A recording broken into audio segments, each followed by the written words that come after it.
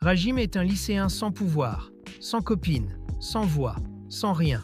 Il se fait harceler tout le temps parce qu'il est très faible. Un jour, toute sa classe est invoquée pour devenir des héros et sauver le royaume rempli de créatures tordues. Mais même dans ce monde, Rajim reste un perdant, car pendant que ses camarades obtiennent des capacités légendaires, tout ce qu'il a réussi à faire, c'est une transmutation. Le mieux qu'il puisse faire, c'est déplacer des cailloux. Un jour, la classe s'aventure dans un labyrinthe pour s'entraîner. Rajime tente de se défendre contre un monstre, mais il n'a pas la compétence nécessaire. Il est sauvé par Amanogawa, qui décapite le monstre d'un seul coup. Daisuke arrive juste pour se moquer de Rajime, mais ensuite, il s'énerve en voyant que tout le monde s'inquiète pour Rajime, même s'il est faible. C'est comme s'il l'aimait pour sa gentillesse, chose que Daisuke ne peut pas comprendre. L'attaque d'Amanogawa révèle des cristaux cachés dans un mur, et Rojins les reconnaît comme des cristaux radiants. Ils valent très cher, mais c'est étrange d'en trouver autant d'un coup. Alors il dit à tout le monde de ne pas s'approcher avant d'avoir vérifié que c'est sans danger. Mais bien sûr, le cerveau de singe de Daisuke ignore l'avertissement, et il va directement toucher le cristal brillant, ce qui déclenche un piège qui téléporte tout le monde dans une salle pleine de bêtes. Rojins comprend tout de suite que la situation est grave, et sait qu'ils n'ont aucune chance de survivre. Il crie à tout le monde de courir vers l'escalier, pendant que lui et les gardes retiennent les monstres. Ils font de leur mieux pour contenir les monstres, avec une barrière magique. Mais la créature est trop puissante. Elle brise la barrière facilement et manque de détruire le pont sur lequel il se trouve. Si le pont s'était effondré, tous ceux qui étaient dessus seraient morts. Mais Rajime s'accroche et utilise sa capacité de transmutation pour renforcer le pont et ralentir le monstre. Cela ne tiendra pas longtemps. Alors il dit à tout le monde de fuir pendant qu'il est encore temps. Grâce à lui, tous ses camarades s'échappent du pont, mais le monstre commence à briser les blocs de Rajime. Le capitaine Rojins dit à tout le monde de lancer des sorts pour lui faire gagner du temps. Tout le monde obéit, et Rajime commence à courir pour s'échapper. Mais au moment où tout semblait aller bien, une des explosions touche Daisuke, qui tombe du pont sous le regard choqué de ses camarades. Rajime survit à la chute, mais il se retrouve profondément enfermé dans le labyrinthe. Il cherche une sortie, mais tombe sur un monstre, un lapin. Même s'il n'a pas l'air dangereux au début, après avoir vu comment il se bat, Rajime a peur de mourir. Il essaie de s'éclipser discrètement, mais trébuche et alerte le lapin. Juste avant qu'il ne l'attaque, le lapin sent quelque chose d'encore plus terrifiant et préfère fuir. Malheureusement pour lui, un ours géant l'attrape et le dévore sur place. Et après avoir mangé le lapin, l'ours géant se tourne vers Rajime. Il tente de s'échapper, mais l'ours lui arrache un bras et le dévore. Rajime rampe désespérément, mais se retrouve coincé face à un mur, sans issue. Dans un acte désespéré, il commence à creuser un trou avec sa transmutation pour se cacher. L'ours le poursuit, détruisant les blocs, tandis que Rajime en pose d'autres pour ralentir la bête. Il finit par atteindre une grotte reliée, mais il lui manque toujours un bras et il meurt de faim. Il survit seulement grâce à un cristal de mana qui produit de l'eau bénite aux propriétés curatives. Mais la douleur est telle qu'il préfère mourir. Il commence à chercher un coupable. Il se souvient que l'une des explosions semblait le viser. Il pense alors à Daisuke et comprend que Daisuke a sûrement tenté de le tuer. Il se souvient que Kaori l'avait prévenu de ne pas partir, car elle avait rêvé d'un malheur. Il se dit qu'il aurait dû l'écouter. Il sait que personne ne viendra le sauver et ne comprend pas pourquoi lui, de tous, doit souffrir ainsi. C'est alors que Rajime reprend ses esprits. Il se jure qu'il rentrera chez lui, quoi qu'il arrive, et que tout ce qui se mettra sur son chemin mourra. Il fera tout pour survivre, et la première étape, c'est de calmer sa faim. Alors il décide de chasser. Hajime provoque 2 loups et les attire dans un piège. Il tombe dans un trou et il les tue à coups de pierre. Ce n'est pas glorieux, mais efficace. Il commence à manger, mais la viande a un goût immonde et son corps souffre énormément. La chair de monstre interfère avec son ADN. Il tombe à genoux, pensant qu'il va mourir, mais grâce à l'eau bénite, il survit à cette mutation. Son corps devient plus léger. Il regarde son reflet et voit que ses cheveux sont devenus blancs, ses yeux rouges. Il est passé en mode Kaneki. Il gagne une nouvelle capacité de manipulation du mana et hérite du champ électrique utilisé par les loups. Pas aussi bien qu'eux, mais assez pour cuire la viande. Elle sent toujours mauvais, mais au moins il n'a plus besoin de la manger crue. Il peut maintenant analyser les roches au toucher et découvre un minerai explosif qui peut être utilisé comme poudre à canon. Il décide de fabriquer une arme. Il forge un canon avec des pierres dures, utilise la poudre explosive pour les balles et son électricité pour propulser le tout. Il appelle son arme « Donner ». Avec ça, il peut facilement tuer les monstres, comme le lapin tueur. Il ramène le corps du lapin, le mange, et même si le goût est horrible, il monte en niveau et gagne des compétences. Pas rapide et aérodynamique, ce qui améliore grandement sa mobilité. Il se sent maintenant capable d'affronter n'importe quoi. Mais il a encore une revanche à prendre, l'ours qui lui a arraché le bras. Il retourne à l'endroit où il se cache. Dès qu'il le voit, il utilise l'aérodynamique pour s'approcher et tire en plein vol. Mais l'ours contre-attaque et le blesse. Heureusement, Hajime avait prévu le coup. Il sort une grenade flash et l'envoie dans la tête de l'ours, qui est aveuglé. Il en profite pour lui arracher un bras avec son arme, le mord pour asseoir sa domination, et termine en lui tirant dans le crâne. Après avoir mangé autant de bêtes que possible, Hajime est devenu si puissant que les monstres faibles ne lui rapportent plus d'expérience. Ils ne sont plus une menace, mais il n'a toujours pas trouvé de sortie. Alors au lieu d'attendre, il décide de plonger encore plus profondément dans le labyrinthe. Il se rappelle que le labyrinthe a 100 étages, mais il n'y a aucun marquage, donc il ne sait pas où il en est. Il creuse vers le bas et finit par découvrir une grotte. Mais dès qu'il allume sa lampe, il tombe nez à nez avec un lézard. Juste en le regardant, il est paralysé. Il se cache derrière un rocher pour ralentir l'effet de pétrification et utilise une potion. Mais le lézard avance encore, alors il doit agir vite. Quand le lézard grimpe sur le rocher, Hajime lance une petite fiole, aveuglant la créature. Maintenant que le lézard est aveugle, c'est une cible facile. Hajime n'hésite pas et lui tire dessus à répétition. Il progresse à travers le labyrinthe, devenant plus fort à chaque monstre qu'il dévore. Pendant ce temps, à la surface, ses camarades de classe reviennent pour informer le roi de ce qui s'est passé. Rogan explique que les choses ne se sont pas déroulées comme prévu. Puisque Daisuke n'a pas pu se retenir, ils ont tous été téléportés au 65e étage, et c'est un miracle que certains aient survécu. Malheureusement, l'un des héros, Hajime, n'a pas eu cette chance. La nouvelle de la mort de Hajime se répand, et c'est un désastre pour le royaume. Le roi ordonne alors à Rogan et aux autres d'agir comme si rien ne s'était passé. Shizuku se sent mal et va dans la cour pour s'aérer l'esprit. Pendant qu'elle s'entraîne, elle aperçoit Daisuke, nerveux, comme s'il avait fait quelque chose de mal et craignait d'être découvert. Elle se souvient que sur Terre, Daisuke embêtait sans arrêt Hajime. Et maintenant qu'elle y pense, il était sûrement jaloux de l'attention que Kaori portait à Hajime. Elle envisage brièvement que Daisuke ait utilisé de la magie explosive contre lui, mais rejette vite cette idée. Après tout, personne ne serait assez mesquin ou stupide pour tuer un camarade par jalousie. Non? Shizuku va ensuite voir Kaori dans sa chambre, et Kaori se réveille enfin de son coma.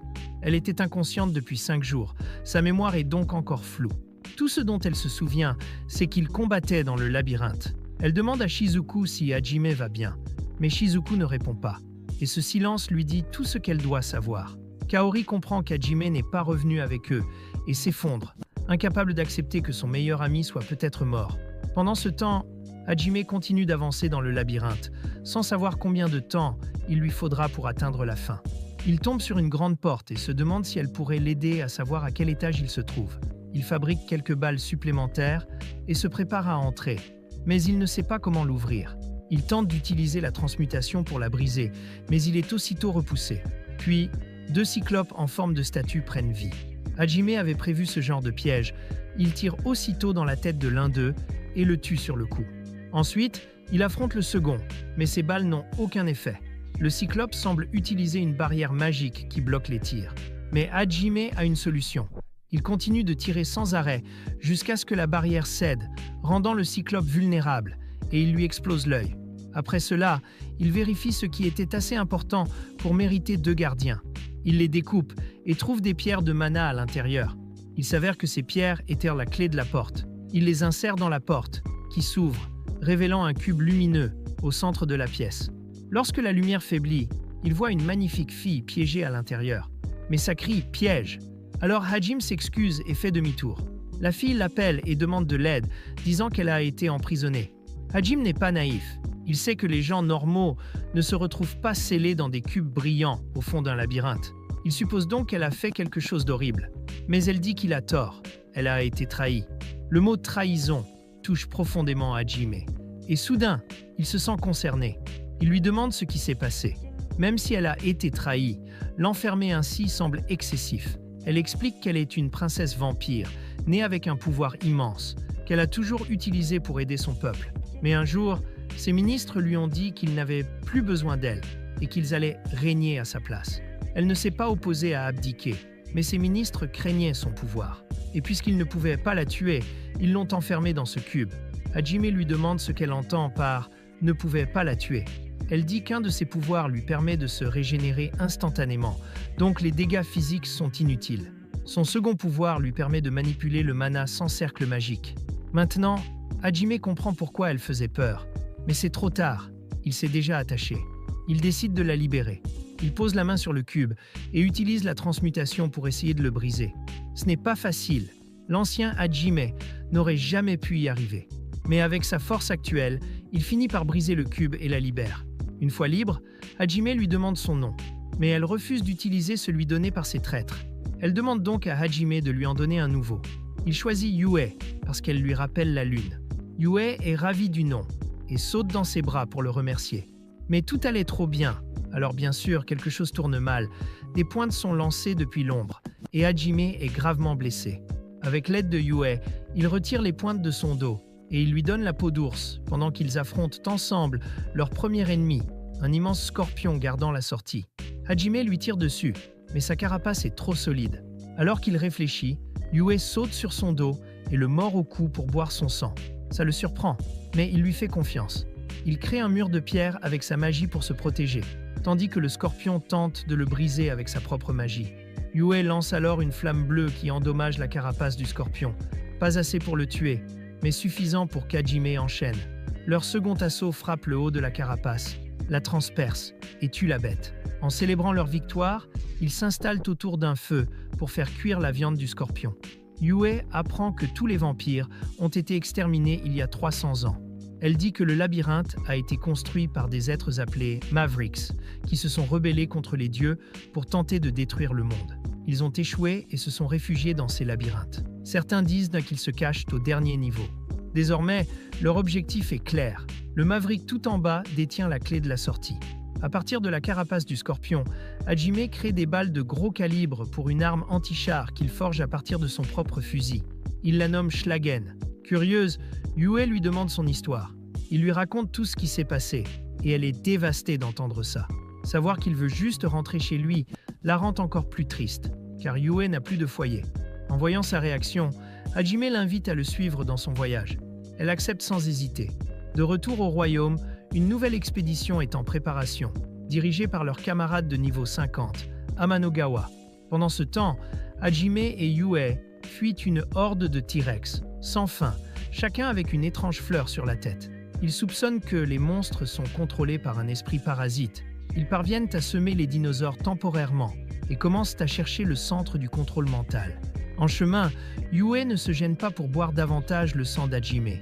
Ils arrivent à une entrée farouchement gardée par les dinos, un signe qu'ils approchent de leur but. À l'intérieur de la grotte, des spores vertes flottent dans l'air, et Yue perd soudainement le contrôle et attaque Hajime, alors qu'une fleur pousse sur sa tête. Une créature humanoïde végétale cachée derrière elle s'en sert comme bouclier et attaque Hajime avec de la magie, l'exposant aux spores. Les monstres pensent avoir gagné, lorsqu'une fleur germe aussi sur la tête d'Hajime, mais l'immunité qu'il a acquise en mangeant tant de bêtes lui permet de résister. La fleur fane. Mais Yue est toujours un bouclier. Elle supplie Hajime de tirer quand même, et il n'hésite pas, tuant la créature d'un double tir. Son absence totale de soucis pour sa sécurité la met en colère, et elle le frappe à plusieurs reprises. Il se repose près d'un feu, pendant qu'Hajime mange des monstres morts. Yue s'approche et dit qu'elle a encore besoin de son sang, prétendant qu'il est délicieux. Elle se jette sur lui et dit qu'il est temps de manger, le remerciant pour le repas. Puis, ils descendent encore plus profondément dans le labyrinthe et atteignent la porte de la chambre du Maverick. Derrière se trouve une immense pièce bordée de piliers de cristal et une autre porte à l'autre bout. Quand ils la traversent, un cercle d'invocations géant apparaît et une immense hydre surgit, bloquant leur chemin. Chacune des têtes de l'hydre a une couleur unique et une magie qui lui est propre. Le duo continue d'attaquer, mais il réalise vite que tous les dégâts sont soignés par la magie de la tête blanche. Hajime et Yue essaient de concentrer leurs attaques, mais les autres têtes s'interposent, protégeant la tête blanche de tout dommage. Hajime attire l'attention de l'hydre, laissant à Yue une chance de lancer un puissant sort contre la tête blanche. Mais son attaque est bloquée par la tête jaune, spécialisée dans la défense. Après cet échec, la tête noire lance un sort d'illusion, faisant croire à Yue qu'elle a été scellée à nouveau, et qu'Hajime l'a abandonnée. Ses cris poussent Hajime à la prendre dans ses bras et à la sortir de l'illusion. Yue revient à elle et lui raconte ce qu'elle a vu. Puis Hajime l'embrasse pour la première fois, lui assurant qu'ils gagneront ce combat et remonteront ensemble à la surface. Peu importe ce qui arrive, leur lien est maintenant plus fort que jamais, et ils élaborent une stratégie pour abattre le monstre. Yue lance un puissant sort contre la bête, pendant qu'Hajime prend le Scaldender, son arme, et tire un sort de lumière dévastateur qui détruit toutes les têtes d'un coup, sauf les bleues, rouges et vertes. Privées de la tête blanche, elles ne peuvent rien faire contre le feu céleste de Yue, qui éradique la bête, ou du moins, c'est ce qu'il croit. La dernière tête, argentée, apparaît et vise Yue, mais Hajime s'interpose et bloque l'attaque avec son fusil et toute la magie défensive dont il dispose. La fumée envahit la pièce alors que son arme se désintègre et Hajime s'effondre, inconscient. Yue le saisit et crée une barrière pour les protéger des attaques suivantes. Elle le traîne au loin et lui donne toute l'eau de cristal sacré qu'elle peut trouver, mais il ne se réveille toujours pas. Elle prend l'arme d'Hajime et court vers la bête, mais ses balles ne percent pas la peau de la créature et elle est à son tour mise à terre. Ses pleurs ne sont pas vains. Hajime la saisit et la tire hors de danger. Cette dernière attaque lui a coûté un œil, mais il est clairement plus fort. Et pour protéger celle qu'il aime, il libère une rage immense qui le pousse à se relever pour la sauver et écraser le monstre. Il lance une attaque combinée. Hajime fait s'effondrer le plafond sur l'hydre et le transforme en cage conductrice, tandis que Yue lance une flamme bleutée amplifiée par le piège autour du monstre. L'hydre meurt sous leur puissance combinée et les deux peuvent enfin se reposer. Pendant ce temps, le groupe sauvé par Cookie continue à avancer dans le labyrinthe, ignorant toujours que leurs camarades ont survécu, sauf Kaori, qui sent encore qu'Hajime est vivant. Bandé mais en état de fonctionner, Hajime se réveille avec une étrange sensation, une certaine douceur dans la paume de sa main. À sa surprise, il se retrouve nu dans un lit avec Yue, dans une cage entourée de forêt. Il lui pince les joues et lui envoie une décharge pour la réveiller. Quand elle réalise qu'il va bien, Yue le serre dans ses bras, les yeux pleins de larmes. Ensuite, il se souvient comment Yue l'a soigné. Il réalise qu'ils sont maintenant dans le domaine des Mavericks. Il s'habille et se dirige vers un manoir isolé dans la forêt, sous un ciel illusoire, où les cycles mythiques du jour et de la nuit défilent. À l'intérieur, il trouve plusieurs pièces verrouillées. Au 3e étage, une pièce s'illumine à leur entrée. Et devant eux se trouve Oshka, un squelette en habit noble, fixant un cercle rituel au centre de la salle. Hajime entre dans le cercle à la recherche de réponses, et celui-ci s'illumine alors que le squelette révèle l'image de l'homme qu'il était autrefois. Oshka, le rebelle qui a construit ce labyrinthe. Oshka les félicite d'avoir atteint cette salle et révèle qu'il n'est qu'un enregistrement, destiné à expliquer ce que lui et son ordre ont fait après avoir découvert la vérité sur ce monde. Pendant ce temps, au 65e étage du labyrinthe, le groupe de Cookie est prêt pour un deuxième round sur le pont contre le Behemoth et son armée de squelettes. Ils arrivent, mais au lieu de paniquer, tout le monde se disperse et prend son rôle au sérieux. Les attaquants lancent des sorts, les soutiens défendent et contre-attaquent. Leur effort collectif porte ses fruits et ils parviennent à vaincre le monstre, faisant s'effondrer les squelettes, alors que le groupe célèbre sa première vraie victoire. De retour à Hajime, l'enregistrement d'Oscar commence à faire ses adieux. Oscar lui dit qu'il va désormais hériter de ses pouvoirs et espère qu'il ne les utilisera pas pour le mal. Un flot d'informations envahit l'esprit d'Hajime. Les Mavericks étaient en réalité des libérateurs, et ils possèdent désormais une magie ancienne, la magie de création, qui lui permet d'insuffler des propriétés magiques aux matériaux bruts et de créer des artefacts. La première chose qu'il fait est d'enseigner cette magie à Yue. Elle apprend, mais ne peut pas encore créer d'artefacts. Ils passent 2 jours à fouiller le manoir. Ils trouvent un livre qui explique comment franchir les autres labyrinthes, ce qui leur donnera plus de magie ancienne, peut-être assez pour retourner chez eux. Plus tard, ils prennent un bain ensemble, où Yue avoue son amour à Hajime, qui reste maladroit et timide à ce sujet. En utilisant plusieurs outils du manoir, Hajime fabrique toutes sortes d'équipements pour leur voyage, véhicules, armes et un cristal pour remplacer son œil et son bras, tous alimentés par la magie de création. Après 2 mois de préparation, Hajime passe une bague au doigt de Yue, scellant leur relation. Ils sont enfin prêts à quitter le labyrinthe, unis par un lien incassable pour affronter le monde, même les dieux qui se dresseront contre eux. Nous passons ensuite à la gorge de Aizen, où une fille lapin pulpeuse est entourée de dinosaures. Elle court en criant pour qu'on la sauve. C'est alors que le cercle rituel de Hajime et Yue apparaît, et les deux surgissent de nulle part, faisant fuir les dinosaures. Ils célèbrent leur évasion réussie en se regardant dans les yeux.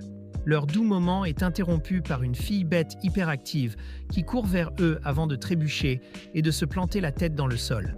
Ils essaient de l'ignorer et de partir, mais la lapine s'accroche à Hajime en suppliant qu'on sauve sa famille. Ils ignorent totalement sa demande et continuent jusqu'à ce qu'un monstre bicéphale bloque le chemin d'Hajime. Il le terrasse sans effort, laissant la lapine stupéfaite. Elle se présente. Shea, fille aînée de la tribu Olia. Elle supplie qu'on aide son peuple, au bord de l'extinction. Après insistance, ils acceptent d'enquêter. Mais Shea se moque de la petite poitrine de Yue et bien sûr manque de se faire pulvériser par un sort. Shea a été exilée pour avoir des pouvoirs magiques. Elle peut voir des futurs possibles et c'est ce pouvoir qui lui a permis de prévoir leur apparition. Elle a aussi vu la ruine de sa tribu et le duo accepte d'aider à une condition. Shea doit les guider dans la mer d'arbres jusqu'au prochain labyrinthe. Ils arrivent au village des hommes bêtes, juste à temps pour sauver tout le monde d'une attaque de dinosaures volants. La tribu de Shea s'était isolée pour la soutenir, surtout après la révélation de sa magie. Un tabou chez les hommes bêtes qui ne peuvent pas utiliser la magie. Leur faiblesse rendait leur survie presque impossible, mais avec l'aide de Hajime Dayui, tout se règle facilement. Après cela, Shea propose de les accompagner, mais le duo la rejette immédiatement. Voyant que personne n'est prêt à se battre, ils décident de passer quelques jours à entraîner la tribu. Après un entraînement intense, Shea apprend à renforcer ses capacités physiques et redemande à les accompagner, avouant être amoureuse d'Hajime. À ce moment, sa tribu revient, maintenant transformée en assassins assoiffés de sang, prêts à se défendre, peut-être même un peu trop.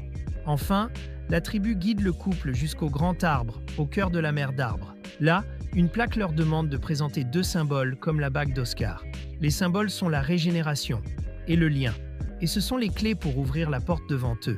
Sachant ce qu'il leur faut, le duo repart à la recherche des labyrinthes restants. Shea se souvient d'une histoire que sa mère lui racontait sur une ombre blanche dans la mer d'arbres. Trio dit adieu à la tribu et poursuit son périple à la recherche de nouveaux labyrinthes. Toujours dans la gorge de Aizen, le trio cherche l'entrée du prochain labyrinthe. Shea tombe sur un symbole étrange, et quand ils se rassemblent autour, une voix résonne, les accueillant dans le labyrinthe de course de Milady. Grâce à un coup de chance, Shea tombe à nouveau sur une entrée secrète. Vous l'avez deviné, ce labyrinthe est rempli de pièges. Des pics surgissent des murs, faisant paniquer Shea. En plus des pièges physiques, la voix enregistrée de Milady est un supplice auditif. Boulets géants dans les couloirs, lames rotatives, gouffres sans fond, et même des seaux qui tombent sur la tête de Shea. C'est une zone de danger classée SSS, mais rien que nos trois aventuriers ne puissent gérer. Après un moment, et beaucoup de moqueries de Milady, ils atteignent une salle familière, le lieu où tout a commencé. Après avoir tourné en rond, ils atteignent une pièce avec la porte finale et des armures décorant les deux murs. Sans surprise, les armures prennent vie comme dans Resident Evil 4 et les attaquent. Elles n'ont rien de spécial, mais semblent infinies. Alors le trio court vers la porte et saute sur une plateforme mobile. Elle les amène face à un immense golem de fer avec un visage souriant dessiné dessus. Ce golem affirme être Milady Racing et selon les notes d'Oscar, Milady est tout aussi morte que lui. Mais le golem insiste sur le contraire. Le ton de Milady passe du jeu à la gravité lorsqu'elle demande à Hajime quel est son but ultime. Il lui dit qu'il veut juste retourner dans son monde, après que le dieu de celui-ci l'a arraché au sien. Hajime lui demande si la magie ancienne permettant de voyager entre les mondes se trouve dans ce labyrinthe. Milady reprend son ton enjoué et refuse de répondre. Alors notre héros lance une volée de missiles. Le combat commence. Son armure est épaisse, ce qui rend difficile l'accès au noyau. Ses attaques couvrent de larges zones, mais sont faciles à esquiver. Hajime porte un coup puissant qui fait tomber le golem, donnant à Yue une chance de le geler sur place. Hajime utilise une perceuse pour planter un axe métallique dans le noyau du golem. Shea continue de frapper jusqu'à ce qu'il perce l'armure et détruise le noyau. Alors que le pouvoir du golem s'estompe, Milady avertit Hajime. S'il continue sur cette voie, il affrontera les dieux pourris qu'ils ont jadis combattus et deviendra lui-même un tueur de dieux. Elle lui dit adieu et disparaît. Dans la chambre de Milady, le trio trouve un petit golem. Milady s'en sert pour les saluer une dernière fois. Après quelques blagues, elle leur enseigne la magie gravitationnelle. Pour l'instant, seule Yue est assez forte pour l'utiliser, même avec peu d'entraînement. Avec Hajime tenant la deuxième bague et d'autres ressources précieuses, Milady les éjecte du labyrinthe et les renvoie à la surface. Alors que Shea commence à se noyer, Hajime lui fait du bouche à bouche pour la ranimer. Elle en profite pour l'embrasser passionnément, mais il la repousse violemment et la rejette dans l'eau. Trempé par l'expérience, le trio se rend à une auberge proche pour la nuit. Yue et Shea se disputent pour savoir qui dormira avec Hajime, et Shea finit criblée de balles après avoir crié qu'elle prendrait sa virginité ce soir-là. À la guilde des aventuriers, le maître de guilde Shang accueille Hajime et ses compagnons. Il avait déjà entendu parler de leur exploit insensé à traverser la gorge de Haizen. Il veut les engager pour une mission. Hajime refuse d'abord, mais accepte d'en entendre les détails. Leurs identités resteraient secrètes pour garder un profil bas. La mission: retrouver un groupe disparu qui menait une recherche dans les montagnes du Nord, plus précisément Will, le fils du comte Kudeta. Hajime accepte, demande une plaque de statut pour chacun d'eux et l'assurance du soutien du maître de guilde si nécessaire. Le trio ne perd pas de temps et se dirige vers le dernier emplacement connu du groupe disparu. En route, ils s'arrêtent dans un village où Aiko, l'enseignante de la classe, avait appris aux villageois à cultiver du riz, ce qui a rendu l'endroit célèbre. Affamés de nourriture de leur monde d'origine, le groupe de Hajime s'y arrête, où l'enseignante et quelques élèves se reposent. Avant cela, tout le monde croyait Hajime mort. Tous ceux qui le connaissaient avant l'incident du labyrinthe pensaient qu'il avait péri. Mais la mention de son nom par Yue et Shea, ainsi que sa voix familière, rendait la vérité évidente pour Aiko, malgré son changement radical d'apparence. Il tente de nier, mais l'enseignante est certaine, et il finit par l'admettre. Il donne des réponses vagues sur ce qui s'est passé depuis sa disparition. Il est interrompu par l'un des chevaliers escortant Aiko et ses élèves. Ces chevaliers insultent Shea et Yue, et en retour, se font tirer dans l'épaule. Un des élèves présents admirait Hajime, depuis que celui-ci lui avait sauvé la vie sur le pont où tout a commencé. Avant de partir, Hajime clarifie qu'il a coupé tous les liens avec le groupe avec lequel il est venu dans ce monde, ainsi qu'avec toute personne associée. Ses objectifs sont les siens seuls, et personne ne doit se mettre en travers de sa route. Plus tard dans la nuit, Aiko repense à la rencontre avec Hajime, mais est interrompu par lui-même. En privé, il lui révèle ce qu'il a découvert et pourquoi il a rompu avec le royaume. Il y a longtemps, ce monde a été ravagé par des guerres sans fin entre trois races. Le dieu qui les gouvernait avait fait croire à une paix entre humains, démons et hommes bêtes, mais en vérité, il manipulait tout depuis l'ombre, incitant au conflit pour son simple plaisir. Les libérateurs étaient ceux qui ont découvert la vérité et ont voulu libérer le monde de ses oppresseurs. Mais ce Dieu les a démasqués et a tourné l'Église et l'humanité contre eux, les traitant de traîtres. Jurant de protéger leur peuple, les libérateurs n'ont pas riposté. Ce sont eux qu'on appelle maintenant les dissidents. Les rares survivants se sont réfugiés dans les labyrinthes qu'ils avaient créés, dans l'espoir que quelqu'un poursuive leur mission. Hajime avoue qu'il se moque du dieu fou. Il veut seulement la magie ancienne nécessaire pour rentrer chez lui. Avant de partir, Aiko lui dit que la prêtresse guérisseuse Kaori n'a jamais cessé de le chercher. Et c'est alors qu'il lui révèle que ce qui lui est arrivé n'était pas un accident, mais une tentative de meurtre délibérée par l'un de ses camarades, ce qui la choque.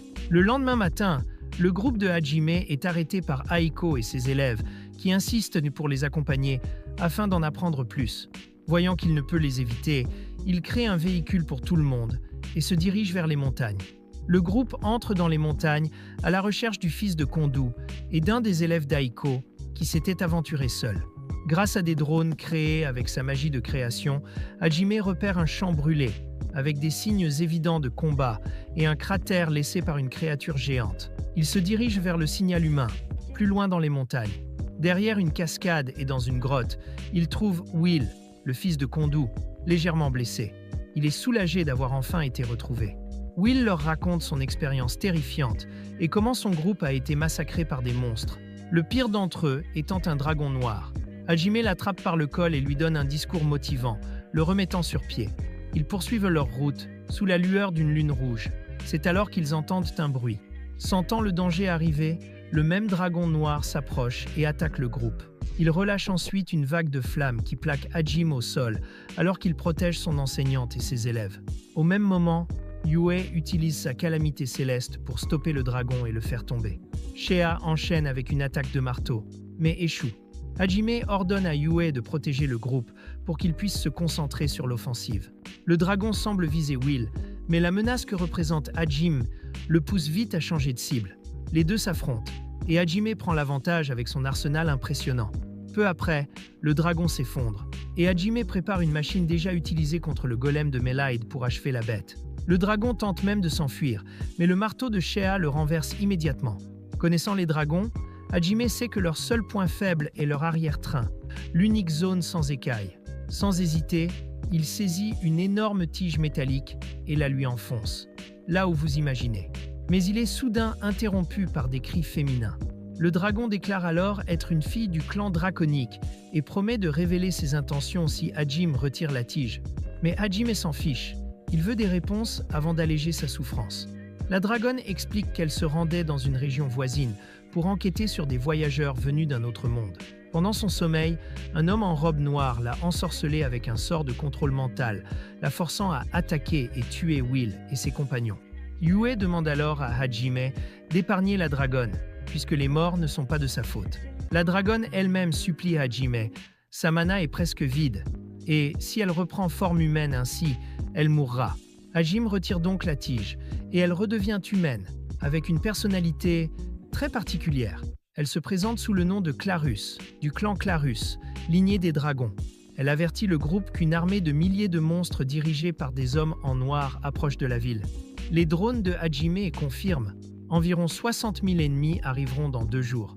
Mais Hajime veut juste sauver Will, pas se mêler de cette guerre. Il décide de le ramener en ville sain et sauf, accompagné désormais par une dragonne perverse et masochiste qui rejoint malheureusement le groupe. Aiko supplie son élève de défendre la ville contre les monstres. Hajime finit par accepter, incapable de lui dire non, et commence les préparatifs pour repousser l'attaque. Ils organisent les défenses, construisent des barricades, évacuent femmes et enfants, tandis que ceux qui restent se reposent et se nourrissent. La nuit tombe, Hajime nettoie son fusil. Yuka vient le remercier de lui avoir sauvé la vie sur le pont du labyrinthe. Hajime n'en fait pas grand cas, mais lui offre quelques mots d'encouragement. Puis, Clarus approche et lui pose une question. Est-ce qu'elle pourra continuer le voyage avec lui après la bataille? Il refuse immédiatement, mais elle prend ça comme un défi. Et ainsi, elle fait officiellement partie du groupe. Pas de retour en arrière. Comme les habitants de la ville ne faisaient pas confiance à Hajime, ils ne lui donnent aucun rôle de commandement. Mais il prend la parole et motive la foule en déclarant que Aiko Sensei est une déesse. Oui, il affirme que la victoire est certaine grâce à elle et que tout le mérite lui revient. Depuis la barricade, le groupe de Hajime commence une attaque à distance, chacun utilisant ses meilleures attaques de zone. Les assauts de Clarus sont particulièrement dévastateurs, mais sa mana s'épuise vite et elle finit par faire une petite sieste. À court de munitions, Hajime et Shea avancent, avec Yue en soutien arrière. Ils visent les chefs de bataillon pour désorganiser l'armée, car seuls les commandants sont sous contrôle mental. Leur plan fonctionne, et l'armée s'effondre après de lourdes pertes. Hajime affronte alors un homme en robe noire, le capture et le ramène en ville. Aiko identifie ce mystérieux individu comme Shimizu, un étudiant venu à Ur avec elle, mais disparu peu après. Shimizu a passé un pacte avec un démon dans les montagnes, espérant obtenir un immense pouvoir en échange de la tête d'Aiko. Elle tente de le raisonner, de lui offrir une seconde chance, mais Shimizu abuse de sa compassion, la prend en otage et exige que Hajime lui remette ses armes. Hajime répond par un simple « non ». Le pouvoir de prémonition de Shea se déclenche lorsqu'elle tente d'arrêter une balle tirée vers Aiko et Shimizu. L'aiguille empoisonnée au cou d'Aiko touche la balle, qui effleure Shea et atteint l'abdomen de Shimizu. Hajime donne de l'eau sacrée à sa professeure empoisonnée, lui fait du bouche à bouche, puis soigne la blessure de Shea en s'approchant de Shimizu. Aiko le supplie d'épargner l'élève, mais Hajime évalue la situation et les intentions de Shimizu avant de mettre fin à sa souffrance. Une décision qui brise le cœur de la professeure. Il lui explique qu'il ne croyait pas au regret de Shimizu. Alors il l'a abattu. La professeure le questionne, mais il insiste. Shimizu était un ennemi et n'aurait jamais changé. Le groupe repart avec Will pour achever la mission. En chemin, ils réalisent tous que Shimizu était condamné et qu'Hajime lui a évité une mort lente, s'épargnant à Aiko le traumatisme de voir un élève mourir entre ses mains. Tout le monde sait qu'Aiko est extrêmement gentille, mais pas idiote, et qu'elle finira par comprendre la vérité et pardonner à son élève disparu. De retour à la guilde, Hajime et ses compagnons livrent Will à Liwa et reçoivent les plaques de statue promises, ainsi qu'un bonus pour la nouvelle recrue. Pendant que tout le monde se repose, Hajime poursuit une silhouette qui les observait dans les ruelles. Mais il n'est pas inquiet. Il croit pouvoir défier même Dieu si ce dernier osait se dresser sur sa route. Ces mots lui rappellent ceux de son père mourant. Même si le véritable ennemi, Dieu lui-même, est puissant, un jour, quelqu'un de fort viendra pour le vaincre et libérer le monde de sa manipulation. Ces paroles et la force mystérieuse qu'il a appelée ont poussé Clarus à rechercher des voyageurs d'un autre monde, ce qui l'a finalement mené à Hajime. Hajime et Shea explorent ensuite la ville ensemble et tombent sur un aquarium. À l'intérieur, ils trouvent un poisson, le même qu'ils avaient vu être expulsé d'un labyrinthe par un Amiléide. Rajimi et Lemen sympathisent, et en réalisant que c'est à cause d'eux que Lemen est resté ici, ils décident de le libérer discrètement. Avant de partir, Lemen leur parle d'un réseau de trafiquants d'esclaves qui vendent des peuples bêtes et leur révèle qu'ils détiennent une petite sirène. Il avertit Shea de faire attention à cause de sa race, puis il s'en va. Dans un autre quartier, Yue et Clarus font du shopping et rejoignent les autres pour passer du bon temps ensemble. C'est alors que Rajimi sent une présence sous leurs pieds, dans les égouts. Elle semble petite et faible, comme celle d'un enfant, alors ils décident d'aller voir. Ils trouvent une fille nommée Merfolk, apparemment une sirène. Elle est inconsciente, apparemment kidnappée, pour être vendue aux enchères par des contrebandiers. Ceux-ci découvrent bientôt que la fille a disparu, et se mettent à la rechercher dans toute la ville. Pendant ce temps, Rajimi et Shea la ramènent à la surface, où elle reprend conscience. Ils se présentent à Mio, lui offrent un bain chaud et de la nourriture, puis la confient à la garde de la ville, car sa race est protégée par le royaume. Contre sa volonté, ils se séparent, et elle pleure en les quittant, car elle veut rester avec Rajimi. Peu après, une explosion retentit au poste de garde. Rajimi et Shea accourent et découvrent les gardes morts, et un message sur le mur. Livrez Shea ou Mio, ou mourrez. Ce qui rend les choses très claires pour Rajim, c'est que ces types sont désormais ses ennemis.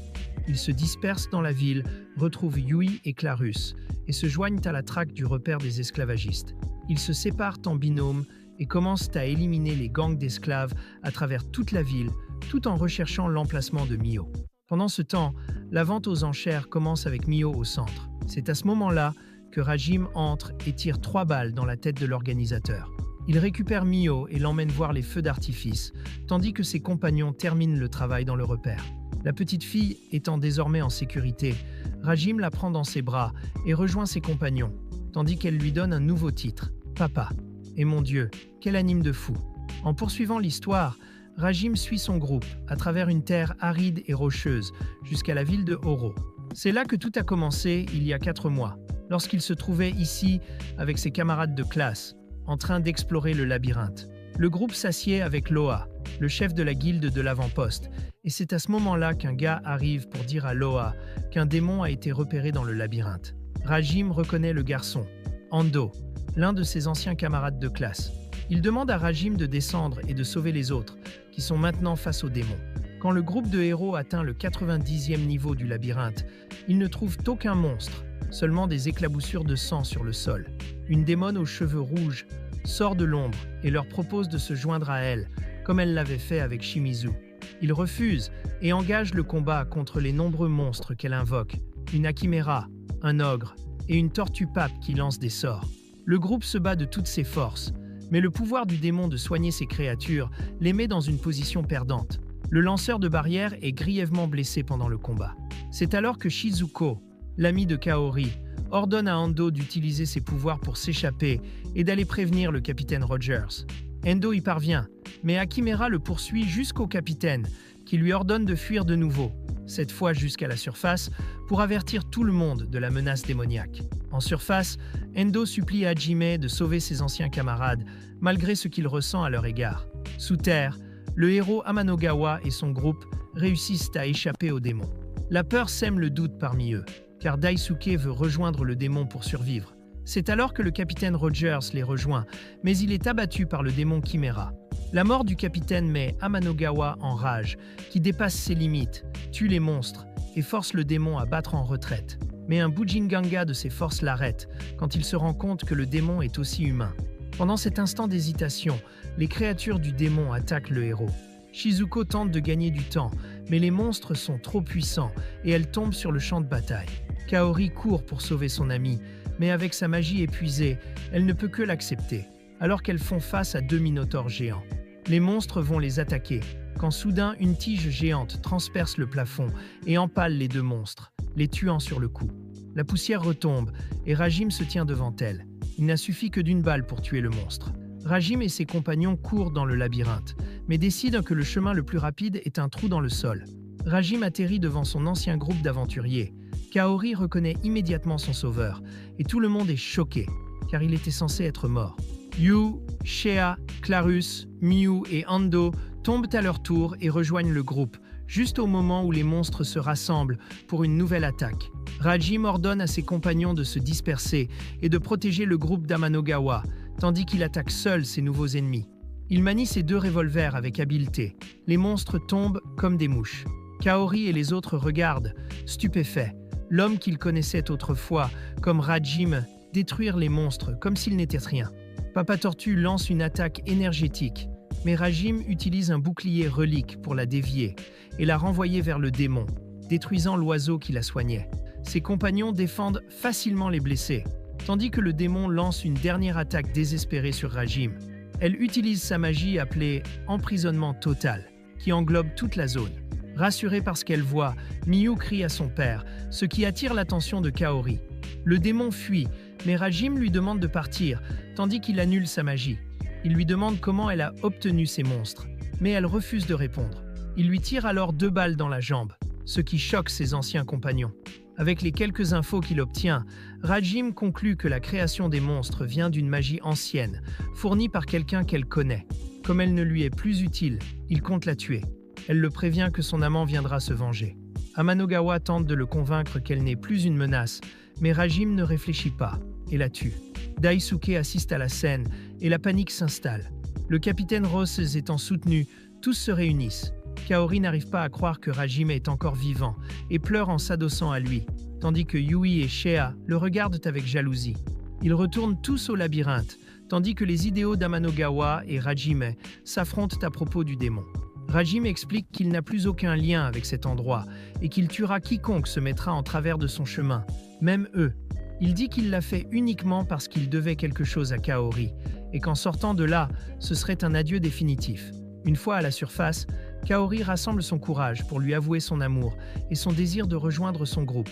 Il refuse immédiatement, affirmant que son seul amour est Yui, mais Kaori insiste quand même, espérant le conquérir un jour. Yui accepte qu'elle rejoigne le groupe pour prouver qu'elle est la véritable amoureuse de Rajime. Kaori devient un membre officiel du groupe et son amour pour Rajim ne fait que grandir. Après une remarque gênante sur les affaires de papa, il lui dit de se préparer à partir le lendemain. Kaori dit au revoir à Shizuko et aux autres, pendant que Rajim invoque une jeep, désormais remplie de femmes qui se battent pour son amour. Rajim et ses compagnons partent à la recherche d'un moyen de rentrer chez eux, ne laissant rien, pas même un dieu, les arrêter. Alors qu'ils traversent le désert, ils sont attaqués par un ver de sable surgissant de nulle part. Et honnêtement, je ne sais pas où Rajim a appris à conduire comme ça, mais il s'en sort très bien pour esquiver les vers. Mais ça reste un problème si la bête les rattrape, donc Rajim utilise des missiles anti-chars pour tirer sur elle et les autres vers.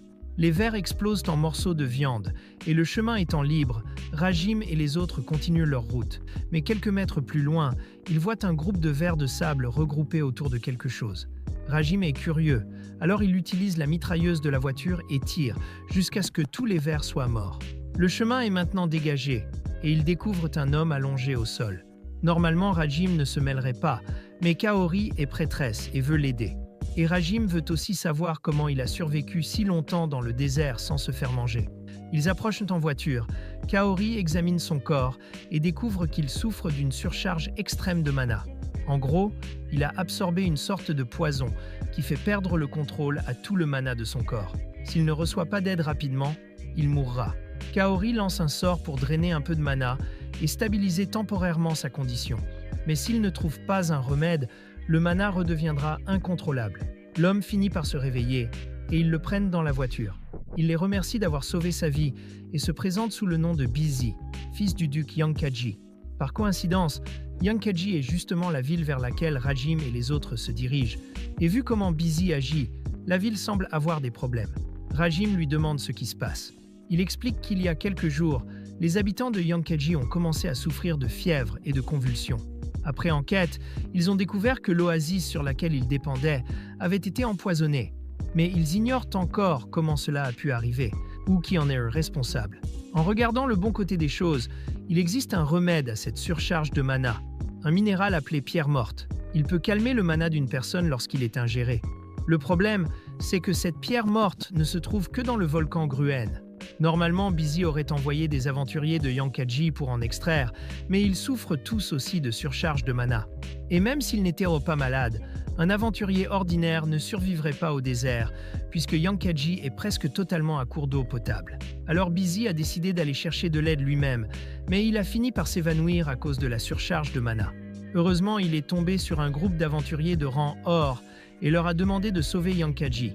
Ils arrivent bientôt au duché de Yankaji, et la situation est exactement comme Busy l'avait décrite. D'innombrables personnes souffrent de surcharge de mana et sont aussi déshydratées, mais Rajim et son groupe sont prêts à les aider. D'abord, Yui utilise ses pouvoirs pour créer un puits, puis Rajim pave le fond, et Yui utilise sa magie pour le remplir d'eau. Le duc de Yankaji est surpris que Yui ait pu créer autant d'eau en si peu de temps, mais toute cette magie a épuisé Yui. Alors elle se tourne vers Rajim et commence à lui sucer le sang. Maintenant que le problème d'eau est réglé, il faut s'occuper de l'oasis empoisonnée. Dès que Rajim l'examine avec son œil démoniaque, il comprend qu'il y a un problème. Il sort des grenades et les jette dans l'oasis. Quelques secondes plus tard, elles explosent et un monstre de Slim émerge de l'eau. Le duc ignorait complètement qu'une telle créature se cachait là, et Rajim explique que c'est probablement elle la source du poison dans l'eau, bien qu'il ne sache pas qui l'a mise là. Mais maintenant, il n'a qu'à la tuer. Il vise le noyau magique de la créature et tire en plein dedans. Le slime est enfin détruit et ne produira plus de poison. Quant au poison déjà présent, il faudra du temps pour qu'il soit entièrement purifié. Heureusement, l'oasis est reliée à une source d'eau douce, donc elle devrait revenir à la normale, et l'eau créée par Yui suffira d'ici là. Dans le hall principal de la ville, Kaori Yasha aide à soigner ceux qui souffrent de surcharge de mana, mais le seul remède permanent reste la pierre morte. Rajim accepte d'aller en chercher dans le volcan Gruen, mais c'est trop dangereux pour que Miu les accompagne.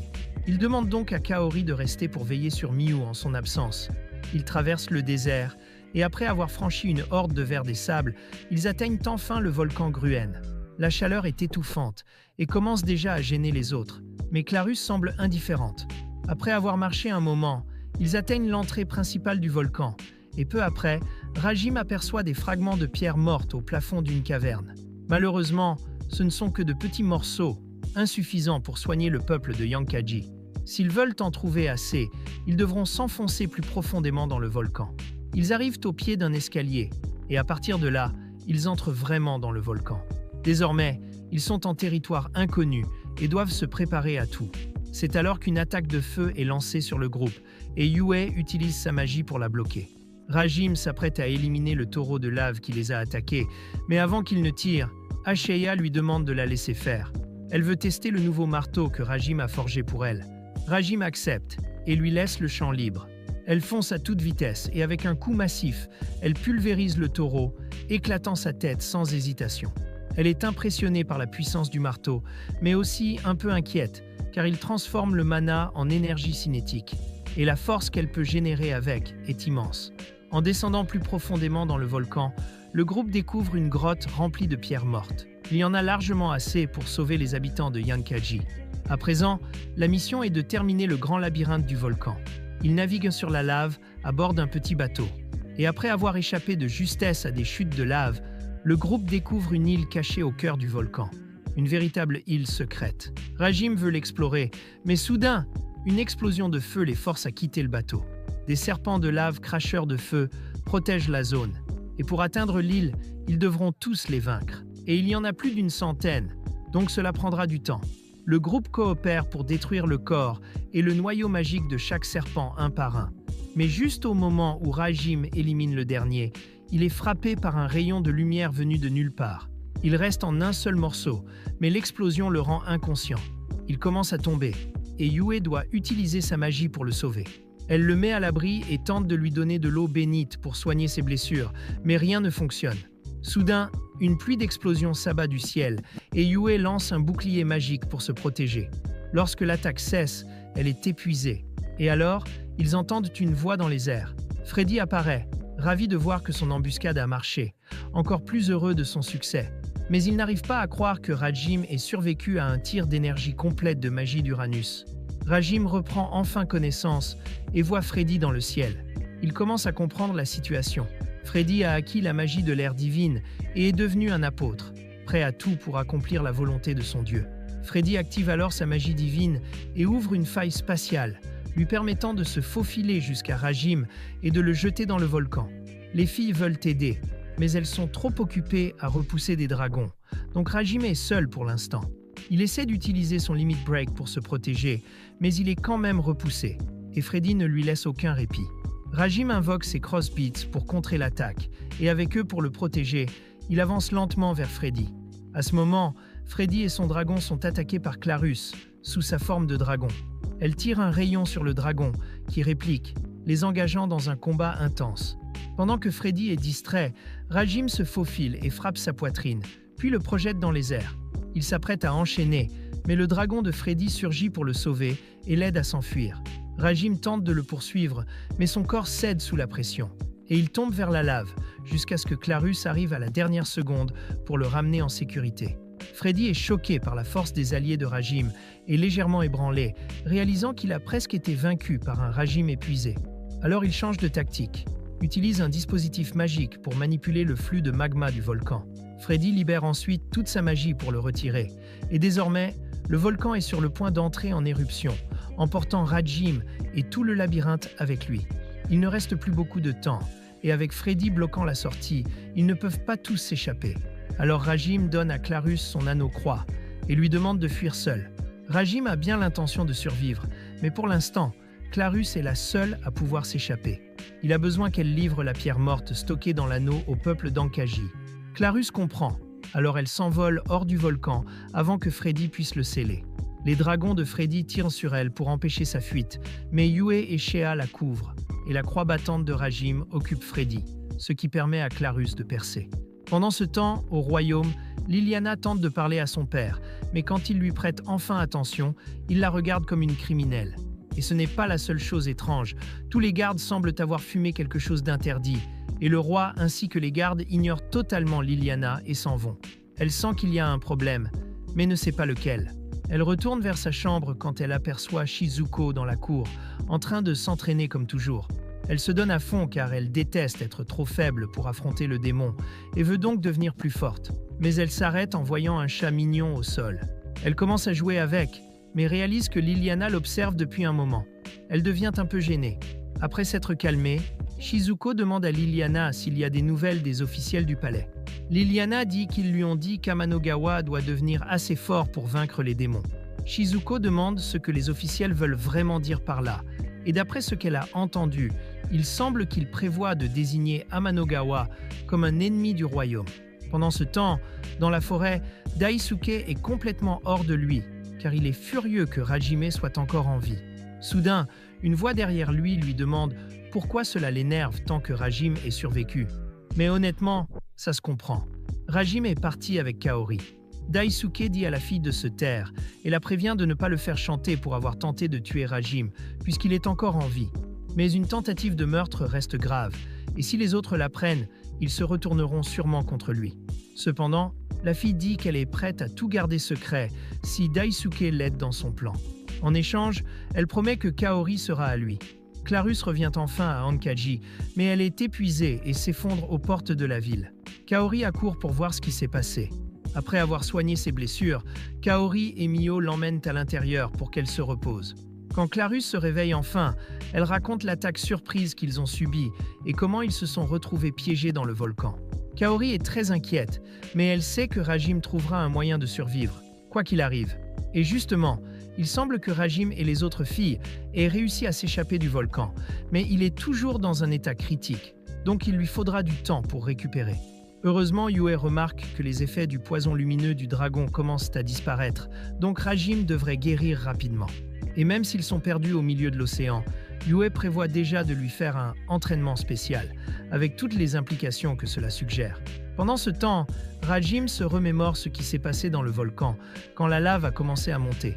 Il n'avait aucune issue, mais ont trouvé une porte latérale dans le volcan et l'ont franchie pour éviter de finir grillés.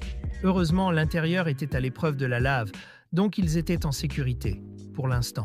Et encore plus chanceux, ils ont découvert que la pièce contenait de la magie spatiale d'un ancien dieu, que Yue a pu analyser. Mais cela prendra du temps avant qu'elle puisse l'utiliser correctement, donc elle ne peut toujours pas téléporter tout le monde dehors. Ils doivent trouver un autre moyen de sortir, et Hajime suggère qu'ils pourraient nager à travers la lave. Les autres trouvent ça complètement fou, mais connaissant Hajime, il a sûrement un plan en tête. Alors ils acceptent. Ils ouvrent les portes, et la pièce commence à se remplir de lave. Yue érige une barrière magique autour d'eux. La barrière ne tiendra pas indéfiniment, mais alors Hajime invoque sa dernière invention, un sous-marin. Il avait construit ce sous-marin précisément pour une situation comme celle-ci, où il pourrait devoir explorer des labyrinthes sous-marins. Et par pur hasard, ou scénario, le sous-marin était aussi résistant à la lave. Alors tout le monde embarque et plonge dans la lave jusqu'à ce qu'un courant les entraîne et les projette dans l'océan. Voilà comment ils ont atterri en pleine mer, mais ils n'ont aucune idée d'où ils se trouvent. Hajime pourrait probablement déterminer leur position s'il avait son anneau croix, mais il l'a donné à Kaori, donc pour l'instant, ils sont complètement perdus. Soudain, leur sous-marin est approché par des sirènes qui accusent Hajime d'avoir kidnappé un de leurs enfants. Hajime pense qu'ils doivent parler de Mio, mais avant qu'il ne puisse s'expliquer, l'un des sirènes attaque Shea, alors il lui met un coup de poing sous l'eau. Les autres gardes tentent de se battre, mais ils ne font pas le poids face au groupe d'Hajime et sont mis hors combat. Voilà ce qui arrive quand on est trop impatient. Puis Hajime entend la voix de Mio venant du ciel. Il lève les yeux et voit Mio sauter vers lui, tombant du dos de Kaori, alors il saute pour la rattraper. Elle est vraiment heureuse de le revoir, mais en atterrissant, Hajime la gronde sévèrement pour avoir sauté du ciel comme ça. Il s'avère qu'ils sont assez proches de Harrison, alors il rassemble les gardes inconscients et se dirige vers la ville. À leur arrivée, Mio dit qu'elle veut voir sa mère. Dès que la mère de Mio apprend que sa fille est de retour, elle court à sa rencontre, même avec une jambe cassée. Quand elles se retrouvent enfin, elle est soulagée que Mio soit saine et sauve, mais aussi confuse quand Mio appelle Hajime « papa », car elle ne se souvient pas s'être remariée. Au palais, Shizuku croise Aiko dans un couloir, et elle s'asseye pour discuter. Shizuku partage tout ce qu'elle a entendu sur Hajime, et en y repensant, elle se souvient qu'Aiko avait eu un rendez-vous avec Hajime il y a un moment, alors elle lui demande les détails. Aiko se souvient de ce moment et insiste immédiatement sur le fait qu'elle n'a rien fait d'illégal, puisque Hajime a 18 ans. Mais Shizuku ne comprend pas de quoi elle parle. Aiko avait eu une réunion avec le roi pour discuter du cas d'Hajime. Et malheureusement, la famille royale a décidé de le désigner comme hérétique. Aiko a essayé de s'opposer à cette décision, car Hajime n'a rien fait contre le royaume. Mais peu importe ses arguments, ils avaient déjà pris leur décision. Et maintenant qu'elle y pense, tous les membres du conseil semblaient à la fois drogués et déprimés. Maintenant que Mio est en sécurité auprès de sa mère, Hajime décide d'explorer le labyrinthe englouti de Merluza avec les autres. Ils plongent dans une fosse sous-marine avec le sous-marin d'Hajime et finissent par trouver l'entrée du labyrinthe, menant à une grotte. À partir de là, ils doivent continuer à pied. Alors ils marchent à travers le labyrinthe et arrivent finalement dans une caverne. Dès qu'ils y entrent, l'entrée se referme derrière eux. Et soudain, ils sont attaqués par de la boue violette. Yue érige un bouclier magique pour les protéger, mais la boue semble capable de faire fondre la magie, donc elle ne pourra pas le maintenir longtemps. La rose découvre qu'il peut brûler la boue avec ses flammes, mais le monstre continue de se régénérer. Donc la seule façon de le vaincre semble être de détruire son cristal de mana. Mais Hajime dit que cette chose n'a pas de cristal magique. Il la regarde avec son œil démoniaque en ce moment, et tout son corps brille en rouge. Donc son corps entier est en fait le cristal de mana. Et c'est la même chose pour les murs de la pièce, ce qui signifie qu'ils sont peut-être coincés dans l'estomac du monstre. Si c'est le cas, ils n'ont aucune chance de gagner par un combat classique. Alors Hajime commence à réfléchir à un moyen de s'échapper. Il remarque de l'eau qui fuit du sol, et cela lui donne une idée. Il sort son arme et tire sur le sol, créant un trou pour que tout le monde s'échappe. Son plan fonctionne, mais il se retrouve dans une section inondée de la grotte, et Kaori est déjà à bout de souffle et ne peut pas continuer. Alors Hajime laisse Yue et retourne sauver Kaori. Finalement, Kaori se réveille sur une plage avec Hajime, et elle se demande pourquoi il a choisi de la sauver elle plutôt que Yue. Elle s'attendait probablement à ce qu'il dise quelque chose sur ses sentiments, mais en vérité, il fait confiance à Yue pour survivre seul, alors qu'il savait que Kaori n'aurait eu aucune chance dans cet endroit. Pour l'instant, ils doivent juste continuer à explorer le labyrinthe jusqu'à atteindre le fond. En marchant à travers les champs, ils trouvent une épave de navire et soudain, l'endroit commence à changer, les entraînant dans une illusion d'une guerre survenue il y a des siècles. Des gens sont massacrés partout, alors Kaori tente de sauver un homme, mais dès qu'elle commence à le soigner, il disparaît. Ils sont encerclés par des soldats à bord du navire, tous semblant fous, criant qu'ils tueront tous les hérétiques au nom de Dieu. Après avoir éliminé toutes les illusions, la zone redevient normale, mais Kaori se demande toujours à quoi tout cela servait. Hajime pense que l'illusion était sûrement fondée sur des événements réels du passé. Kaori se sent malade à l'idée que toute cette tragédie ait été causée par un dieu fou, alors Hajime l'emmène se reposer dans un endroit sûr. Il comprend ce que c'est de perdre la raison après avoir vu l'horreur. Après tout, si Yue n'avait pas été à ses côtés dans le labyrinthe, qui sait où il en serait aujourd'hui? En entendant Hajime parler ainsi de Yue, Kaori devient jalouse et elle lui demande s'il pense qu'elle est un fardeau. Et oui, il lui répond franchement qu'elle le ralentit. Quand elle a rejoint le groupe, Hajime l'a traitée durement, espérant qu'elle abandonne et cesse de le suivre, mais elle a insisté pour rester près de lui. Hajime dit alors à Kaori qu'il est amoureux de Yue et que rien ne changera cela. Ces mots brisent le cœur de Kaori, alors elle décide qu'il vaut mieux s'éloigner de lui. Au palais, Aiko s'apprête à retrouver ses élèves pour leur dire ce qu'elle sait. Mais avant qu'elle n'y parvienne, une nonne l'arrête. Aiko lui demande de la laisser passer, mais la nonne dit qu'elle est là pour l'emmener à la montagne divine et qu'elle n'acceptera aucun refus. Elle tente d'hypnotiser Aiko avec son pouvoir de charme, mais en raison du statut divin d'Aiko, elle y est immunisée. Malheureusement, ça ne l'immunise pas contre les coups. Alors la nonne lui donne un coup de poing dans le ventre pour l'assommer. La nonne commence à traîner Aiko, afin que personne ne la voie. Mais la princesse Liliana a tout vu et doit prévenir quelqu'un avant qu'il ne soit trop tard. Hajime et Kaori continuent dans la zone portuaire et découvrent un navire géant au milieu d'un champ. Ils montent à bord et une nouvelle illusion commence. Au début, elle semble moins terrible. Le roi de l'époque organise une fête pour célébrer la paix entre humains et demi-humains. Mais quelques secondes après le début du banquet, le roi révèle qu'il est toujours aussi raciste et que le vrai but de la fête est de massacrer ce qu'il appelle de viles créatures, prétendant être égales aux humains, au nom du dieu Hérite. Ce carnage donne encore la nausée à Kaori, mais ils doivent continuer. Alors ils avancent dans les couloirs du navire. En chemin, une tempête de neige noire approche, et Kaori est séparée de Hajime lorsqu'un piège à vent se déclenche. Hajime essaie de la suivre, mais des soldats l'encerclent, et il doit les combattre. Après les avoir battus, il part à la recherche de Kaori et la trouve dans un recoin sombre et suspect. Hajime sent que quelque chose ne va pas, alors, par précaution, il tire une balle magique directement dans la tête de Kaori. Elle tombe au sol en hurlant de douleur et demande pourquoi il a fait ça, mais Hajime tire à nouveau sans hésiter. Il a déjà compris que quelque chose possède le corps de Kaori, mais l'esprit rit, pensant qu'Hajime ne pourra rien y faire. Mais Hajime pointe à nouveau son arme, prêt à tirer une autre balle magique. L'esprit commence à paniquer et lui rappelle que c'est le corps de Kaori et que même si les balles ne la tueront pas, il ne peut pas continuer ainsi. Hajime baisse un instant son arme pour réfléchir, mais il finit quand même par tirer d'autres balles. Il sait que l'esprit ne partira pas juste parce qu'il arrête, alors il continue, malgré la douleur intense que causent les balles magiques. Il tire encore et encore, jusqu'à ce que le maudit esprit quitte le corps de Kaori. Le fantôme comprend qu'Hajime ne bluffe pas, et qu'il ne vaut pas la peine d'encaisser plus. Alors il abandonne et libère Kaori. L'esprit disparaît, et Hajime s'approche de Kaori pour voir si elle est en vie. Et oui, elle l'est. Dès qu'elle se réveille, Kaori embrasse Hajime. Il est surpris et lui demande pourquoi elle a fait ça. Elle répond qu'elle répond simplement à sa question. Kaori avoue qu'elle est amoureuse de Hajime.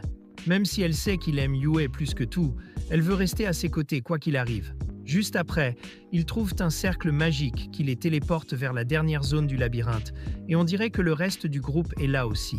Ils se dirigent vers le centre, et Yue commence à analyser le cercle magique. Pendant ce temps, au château, les autres élèves commencent à se rendre compte que quelque chose ne va pas. Cela fait 3 jours qu'Aiko est censée être à la montagne divine, et personne n'a eu de nouvelles. Quant à Aiko, on apprend qu'elle est retenue prisonnière, et une nonne lui dit que son pouvoir est gênant. Alors jusqu'au bon moment, ils vont la garder enfermée. Après avoir tout vu, la princesse Liliana est en fuite, ne sachant plus à qui faire confiance. Tout le monde agit bizarrement ces derniers temps, et elle est convaincue que quelque chose de grave se trame, mais elle ne peut rien faire seule. Pendant ce temps, dans une salle d'entraînement, tous les soldats transférés sont rassemblés pour un plan, et il semble que Daisuke soit impliqué lui aussi. En même temps, le roi démon, Fried, dit à ses soldats qu'il a reçu un ordre de leur dieu, et qu'ils doivent donc marcher pour éradiquer tous les hérétiques. Dans le royaume de High League, Rogens découvre que quelque chose appelé le néant affecte les gens du château. Et malheureusement, cela s'est déjà répandu à 30% de l'armée, y compris les dirigeants. Il demande à Jose de rassembler tous ceux qui connaissent la magie noire pour préparer des contre-mesures contre le néant. Pendant ce temps, il retourne dans son bureau pour préparer des lettres. Il veut les envoyer au duc d'Ankaji et à Hajime, au cas où il lui arriverait quelque chose. Mais soudain, quelqu'un frappe à sa porte, et il devient nerveux. Il dégaine son épée et se prépare à se battre, mais voit que c'est Daisuke, en qui il a encore confiance. Sans savoir la vérité, n'est-ce pas? Il rengaine son épée et le laisse entrer. Il demande à Daisuke s'il veut lui parler, mais Daisuke reste silencieux en tapant du pied. Soudain, une autre personne frappe. C'est José. Dès que Rogens ouvre la porte, José tente de le poignarder au visage. Rogens voit dans ses yeux qu'il est affecté par le néant, alors il se prépare à se battre. Mais pendant qu'il lui tourne le dos, Daisuke le poignarde. Mais Rogens n'est pas capitaine de nuit pour rien. Avant que Daisuke ne porte le coup fatal, il lance un sort de vent qui repousse tout le monde. Les soldats se relèvent et tentent de l'attaquer, pendant que Daisuke prépare un sort. Mais Rogens est trop expérimenté pour le laisser faire, alors il projette Daisuke contre un mur pour l'interrompre et met 2 soldats hors combat. Le dernier est José, le vice-capitaine.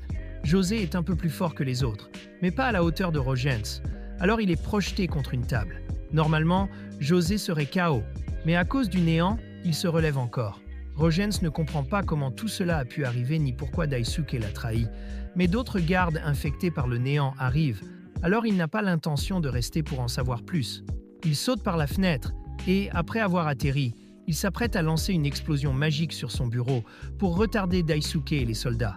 Mais il se rend compte qu'il n'est pas seul, et avant qu'il ne comprenne ce qui l'a frappé, il est tué par une explosion magique. Le lendemain matin, Hajime et son groupe traversent un champ quand ils tombent sur une caravane attaquée par des bandits. Kaori le remercie d'avoir accepté d'aider la caravane, mais en réalité, Hajime cherchait juste une excuse pour utiliser sa mitrailleuse. Dès qu'il commence à tirer, les bandits tombent comme des mouches. Il ne compte laisser personne en vie. Mais au milieu de tout ça, des innocents ont été blessés. Alors Hajime dit à Kaori de soigner les blessés.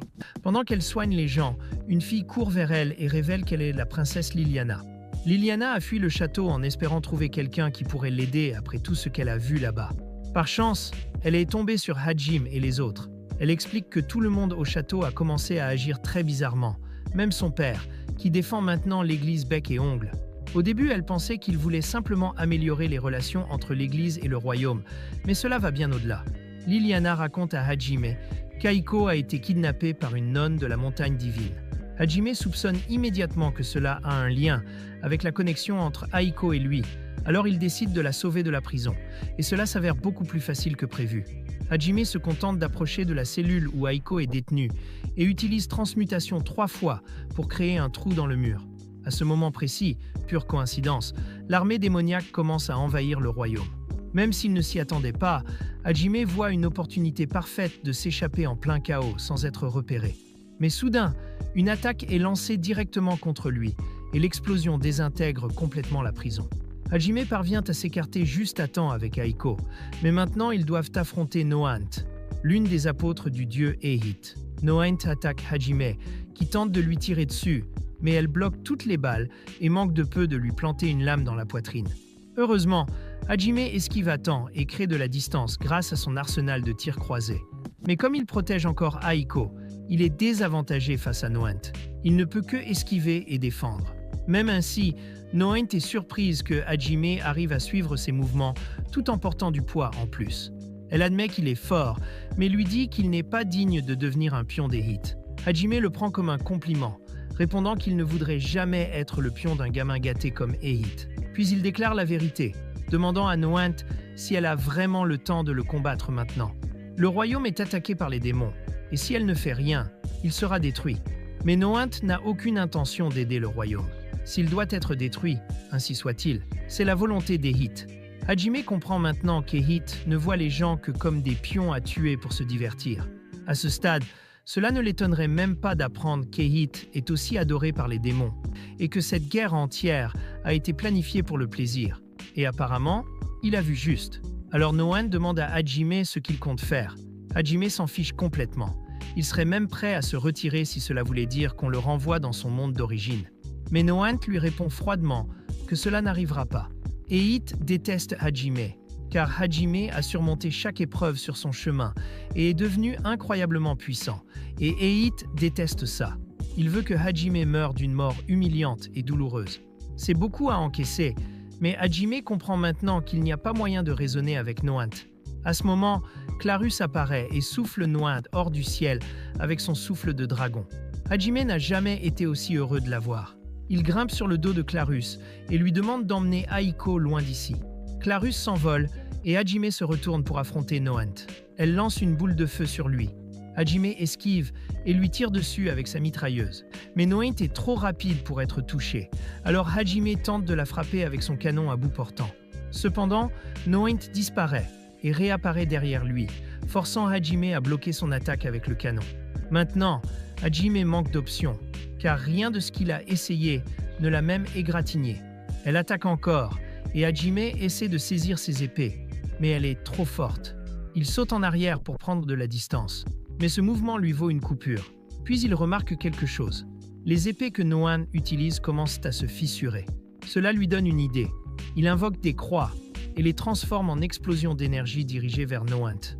Elle s'en sort indemne, mais Hajime n'avait jamais eu l'intention de la toucher avec cette attaque. Il sort ensuite 2 anneaux et les lui lance, mais elle les repousse facilement. À ce moment-là, Noant pense que Hajime est à court d'options s'il en arrive à ce genre de geste désespéré. Mais ensuite, Hajime dégaine ses armes et les pointe vers les 2 anneaux à côté de lui. Ces anneaux sont liés spatialement, donc quand il tire, les balles apparaissent juste à côté de Noant, l'obligeant à les bloquer avec ses épées. Résultat, ces 2 épées se brisent. Cela donne à Hajime une ouverture pour l'entraver avec une corde magique. Maintenant, elle ne peut plus s'échapper. Il charge son arme anti-char et la transperce avec une tige de 30 cm d'épaisseur. Il n'y a pas de retour possible après une telle blessure, alors elle meurt et tombe du ciel. Maintenant que l'église est hors jeu, Hajime va vérifier comment vont Clarus et Aiko, et il s'avère qu'ils ont fait exploser toute l'église. Clarus avait prévu de simplement y mettre le feu, mais Aiko voulait aider. Alors elle a utilisé un sort qui a accidentellement créé une grande quantité de méthane. Le méthane était bien plus puissant que ce qu'elle attendait, et Clarus est impressionnée. Elle n'aurait jamais pu détruire toute l'église toute seule. Sans parler du fait qu'Aiko est incroyablement puissante, même en tenant compte de toutes les personnes mortes à l'intérieur. Après que Clarus a dit cela, Aiko réalise qu'elle vient de tuer plusieurs personnes, et elle ressent un immense remords. Hajime comprend ce qu'elle peut ressentir, lui disant que tout ira bien. À ce moment-là, une silhouette apparaît des ruines de l'église, et elle ne ressemble pas à un survivant. Hajime, intrigué, demande à l'homme qui il est, mais celui-ci reste silencieux et pointe du doigt un cercle magique au sol. Le cercle ressemble à celui du grand labyrinthe, alors les 3 montent dessus et sont téléportés dans le grand labyrinthe. Une fois là-bas, ils entrent dans un autre cercle magique. Ce sort permet la manipulation d'âmes. Il peut même être utilisé pour transférer une âme d'un corps à un autre. Si un sort comme celui-ci existe, Aiko pense qu'il doit bien y avoir un sort quelque part capable de les renvoyer au Japon. Mais en attendant, ils doivent vite retourner à la capitale, qu'ils croient toujours en train d'être attaqués par les démons, et leurs camarades ne reconnaissent pas vraiment les compagnons de Hajime. Plus tôt ce jour-là, après avoir entendu toute la pagaille à l'extérieur, Shizuku et un autre groupe de filles se sont inquiétés et sont partis chercher Amanogawa pour savoir ce qu'il se passait. À ce moment-là, un des soldats du vide s'approche et les informe que l'armée démoniaque attaque la capitale et qu'ils doivent aller au stade pour se préparer au combat.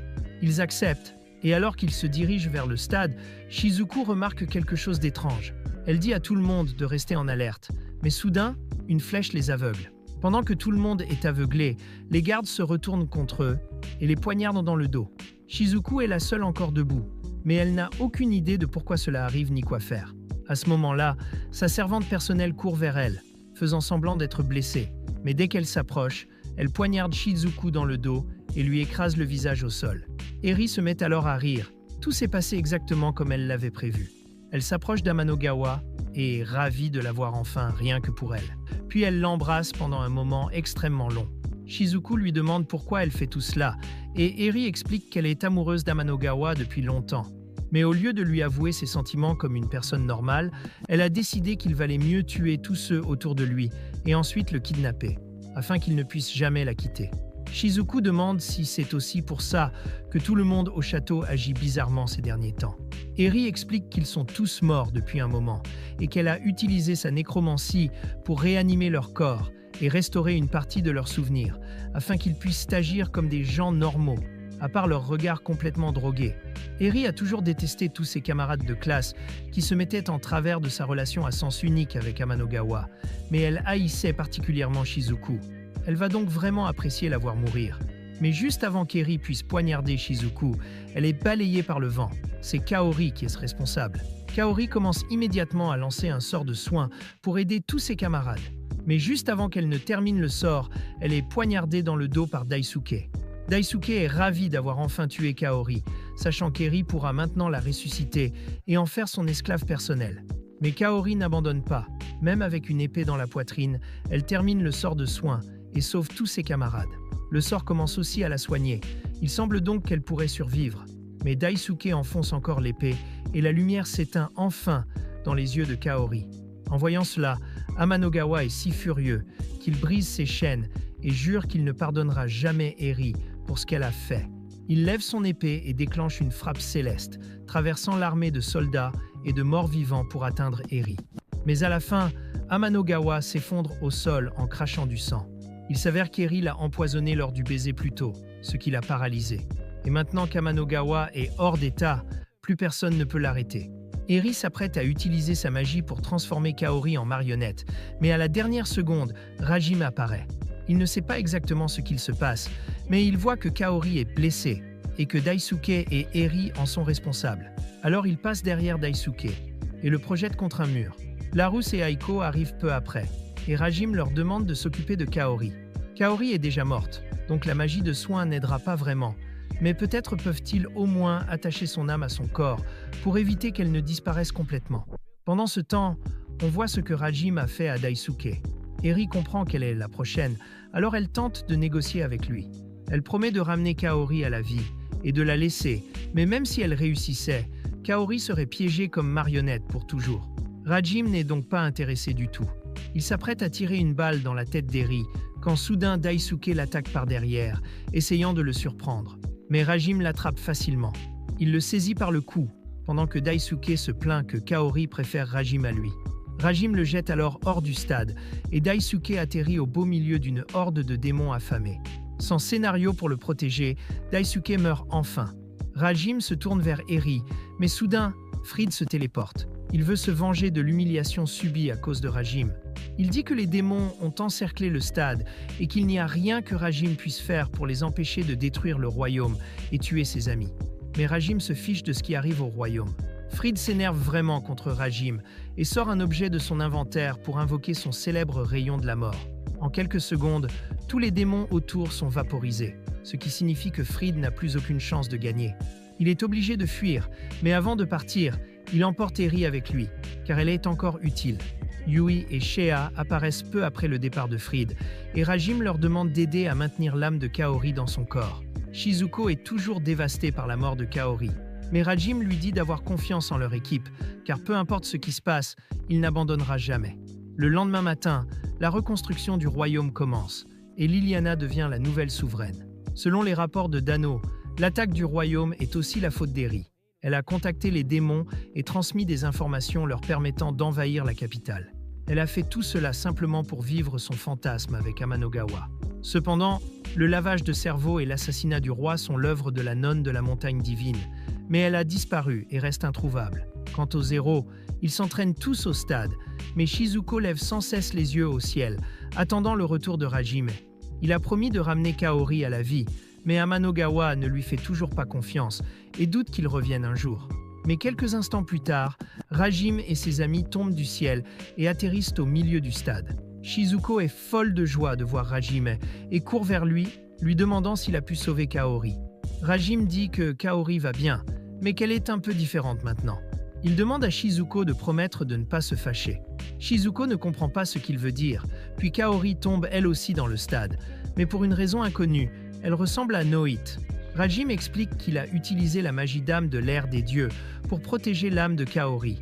Une fois son âme stabilisée, ils l'ont transférée dans le corps de Noat. Shizuko comprend plus ou moins, mais demande pourquoi ils ont choisi ce corps. Rajim explique qu'ils auraient pu la remettre dans son corps d'origine, mais que Kaori a elle-même demandé à être placée dans celui de Noat. Ainsi, elle deviendrait plus forte. Shizuko est infiniment reconnaissante envers Rajim d'avoir sauvé sa meilleure amie, et elle jure que si un jour il a besoin de quoi que ce soit, elle lui rendra l'appareil. Rajim lui dit de ne pas s'inquiéter, car tout ce qu'il a fait, il l'a fait pour sauver une amie. Mais il a aussi quelque chose de très important à dire. Rajim explique que le dieu Eris utilise tout le monde comme des pions, juste pour profiter de leur souffrance. Amanogawa est furieux en apprenant que tout ce pourquoi ils se sont battus était un mensonge. Il demande pourquoi Rajim ne leur a rien dit plus tôt. Mais même s'il l'avait fait, il ne l'aurait pas cru à l'époque. Plus tard, pendant le dîner, Shizuko demande à Rajime où il compte aller ensuite. Il dit qu'il prévoit d'aller au Grand Labyrinthe et que le chemin passe par l'Empire. Liliana demande si elle peut l'accompagner. Après tout, elle est la nouvelle souveraine et souhaite rencontrer le joueur au plus vite. Rajim n'y voit pas d'inconvénient, alors elle les accompagne. Amanogawa dit que lui et le reste de la classe viennent aussi, car il veut devenir le nouveau roi du royaume. Il veut aussi devenir plus fort grâce à la magie de l'ère des dieux pour pouvoir sauver tout le monde, puisque Rajim, clairement, ne s'en soucie pas. Tous ses camarades ressentent la même chose. Ils veulent aussi être assez forts pour se protéger eux-mêmes et leurs amis. Rajim finit donc par accepter de les emmener tous avec lui. Mais cela ne veut pas dire qu'il est gentil. Il pense juste qu'ils feront de bons boucliers humains une fois dans le Grand Labyrinthe. Et c'est la fin de notre vidéo. Si vous voulez voir la suite, laissez un like, abonnez-vous à la chaîne et activez la cloche pour ne rien rater. Commentez « Transmutation » ci-dessous pour nous montrer que vous avez regardé jusqu'à la fin. Et voilà, que Dieu vous bénisse. Merci et à la prochaine fois.